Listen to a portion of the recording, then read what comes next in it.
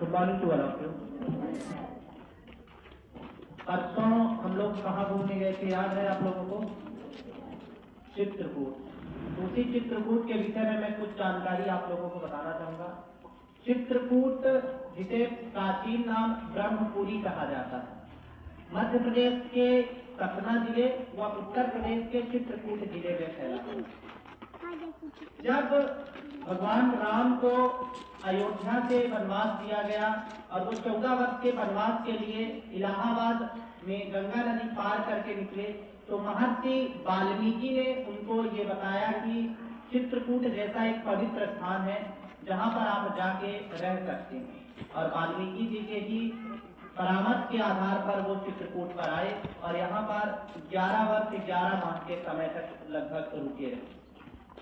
चित्रकूट में कई पवित्र स्थान आप लोगों ने देखे भी हैं और कई स्थान वहाँ फेमस हैं। जैसे कि एक पर्वत जो है, जिसे कामदगिरि पर्वत कहते हैं, जिसकी परिक्रमा आप सब लोगों ने की है, तकरीबन 5 किलोमीटर की वो परिध पर बना हुआ है। और वहाँ पर सबसे प्रसिद्ध जो उसी पर्वत के भाग पर है, कामता नाथ का मंदिर। इसके अलावा वहाँ पर और कई स्थान प्रसिद्ध हैं।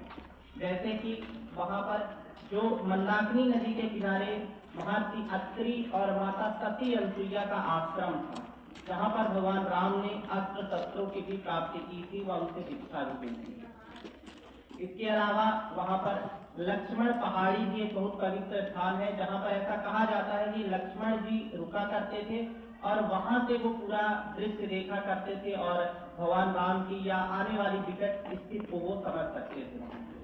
इसके अलावा सीता स्फटिक शिला भी है, जहाँ पर ऐसा कहा जाता है कि भगवान राम और सीता वहां पर बैठ के इस चित्रकूट के रमणीय स्थान का दृश्य देखा करते थे। और वहीं पर जयंत नाम के एक कौवे ने, जो इंद्र का पुत्र था, उसने सीता जी के पैर में चोट भी मारी थी। तो ये सारे स्थान वहां पर बहुत फेमस है।